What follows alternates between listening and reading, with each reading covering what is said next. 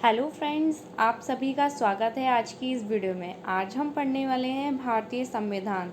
ये है वीडियो का पार्ट फर्स्ट, तो वीडियो को ध्यान से देखिएगा और अच्छे से देखिएगा। तो स्टार्ट करते हैं वीडियो। फर्स्ट हम पढ़ते हैं कि संविधान के बारे में। फर्स्ट पॉइंट है, भारत राज्यों का एक संघ है। यह संसदीय प्रणाली की सरकार वाला एक स्वतंत्र, प्रभुसत्ता संपन्न, समाजवादी, लोकतंत्रात्मक गणराज्य है। तो भारत क्या है? राज्यों का एक संघ है।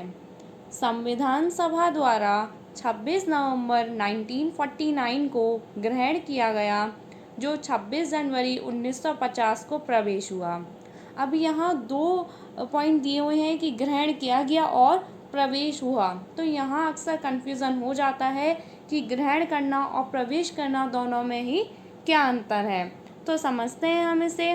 तो ग्रहण किया गया का अर्थ है पारित किया गया, यानी जो संविधान है, संविधान सभा द्वारा 26 नवंबर 1949 को हमारा संविधान पारित किया गया था, जबकि 26 जनवरी 1950 को यह प्रभावी हुआ था।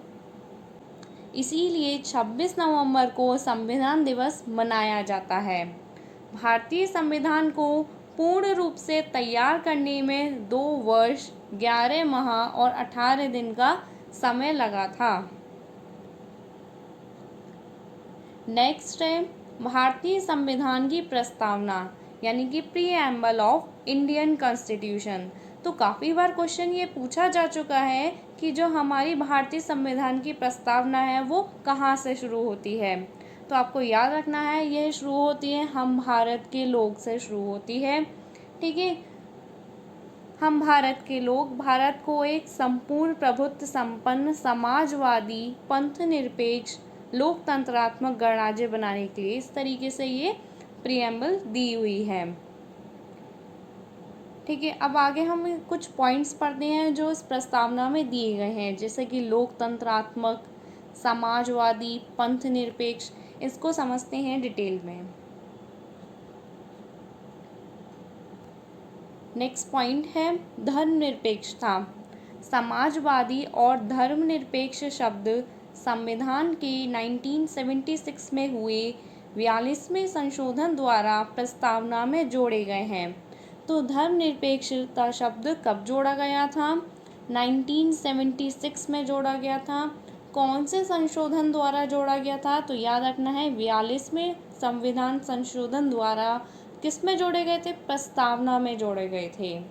इससे पहले धर्मनिरपेक्ष की जगह पंथ निरपेक्ष शब्द था। तो पहले धर्मनिरपेक्ष की जगह किस शब्द का प्रयोग किया जाता था?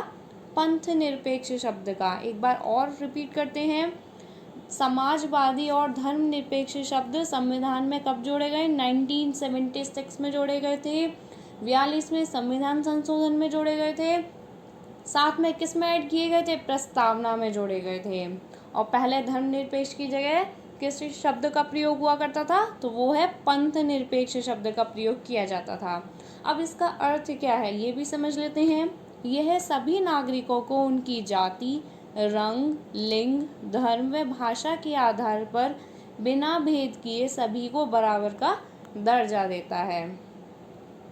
नेक्स्ट पॉइंट है लोकतंत्रात्मक। लोकतंत्रात्मक का अर्थ क्या होता है? तो इसका अर्थ होता है जनता का शासन। नेक्स्ट पॉइंट पढ़ते हैं, संविधान की आत्मा। काफ़ी बार क्वेश्चन पूछा जा चुका है कि संविधान की आत्मा किसे कहा जाता है।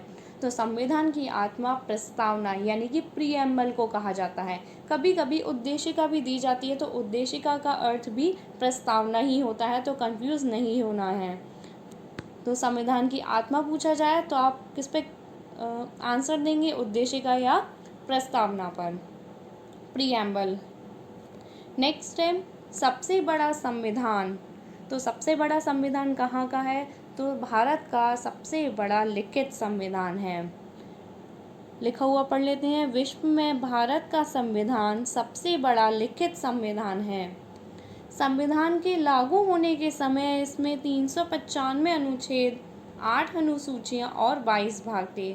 जब संविधान लागू हुआ था तब इसमें 395 अनुच्छेद 8 अनुसूचियां और 22 भाग थे, जो वर्तमान में बढ़कर 448 अनुच्छेद, 12 अनुसूचियां और 25 भाग हो गए हैं। जब लागू किया गया था तब इतने थे और अब बढ़ के कितने हो गए हैं? 448 अनुच्छेद, 12 अनुसूचियां और 25 भाग हो गए हैं। काफ़ी बार क्वेश्चन में कंफ्यूजन क्रिएट करने के लिए क्वेश्चन इस तरह से पूछ लिया जाता है कि भारतीय संविधान के मूल संविधान में कितनी अनुसूचियां हैं। तो बच्चे कंफ्यूज हो जाते हैं कि 8 लगाएं आंसर या 12 लगाएं। तो याद रखिएगा, जब भी मूल संविधान की बात पूछी जाए तो हमें लगाएंगे 8 अनुसूचियां हैं। ठीक है। नेक्स्ट है, संविधान की मूल प्रति को प्रेम बिहारी नारायण रायजादा ने लिखा था। तो किसने लिखी थी मूल प्रति? नाम याद रखना है, प्रेम बिहारी नारायण रायजादा ने लिखी थी। संविधान की मूल प्रति कहाँ रखी गई है? तो संविधान की मूल प्रति भारतीय संसद की लाइब्रेरी में हीलियम से भरे केस में रखी गई है। कहाँ रखी गई है? भारतीय संसद में। कैसे केस में भरी रखी हुई है? हीलियम से भरे केस में रखी गई है। नेक्स्ट क्वेश्चन है, ड्राफ्टिंग कमेटी, प्रारूप समिति। यहाँ से भी एक क्वेश्चन ज़रूर बनता है, साथ में यहाँ एक कन्फ्यूज़न भी है बच्चों में कि इसमें कुल कितने सदस्य हैं? 7 सदस्य हैं या 6 सदस्य हैं? भीमराव अंबेडकर को मिला के 7 हैं या उनके अलावा 7 हैं? तो यहाँ इस डाउट को भी क्लियर कर देते हैं कि भीमराव अंबेडकर जी को मिलाकर इस कमेटी में 7 सदस्य थे। अगर क्वेश्चन पूछा जाता है कि भीमराव अंबेडकर के अलावा कितने सदस्य थे, तो आपको आंसर देना है 6 सदस्य थे। और टोटल कितने थे अंबेडकर जी को मिला के? 7 सदस्य थे। तो प्रारूप समिति के अध्यक्ष कौन थे? डॉक्टर भीमराव अंबेडकर। डॉक्टर भीमराव अंबेडकर संविधान की ड्राफ्टिंग कमेटी के अध्यक्ष थे, जिसकी जिम्मेदारी संविधान का लिखित प्रारूप प्रस्तुत करना था। इस कमेटी में कुल 7 सदस्य थे। मिनी संविधान किसे कहा जाता है? तो 42वें संविधान संशोधन को ही मिनी संविधान कहा जाता है, क्योंकि इस संविधान में काफ़ी सारे अमेंडमेंट हुए थे, बहुत सारे चेंजेस हुए थे, इसलिए इसे मिनी संविधान की संज्ञा दी गई है।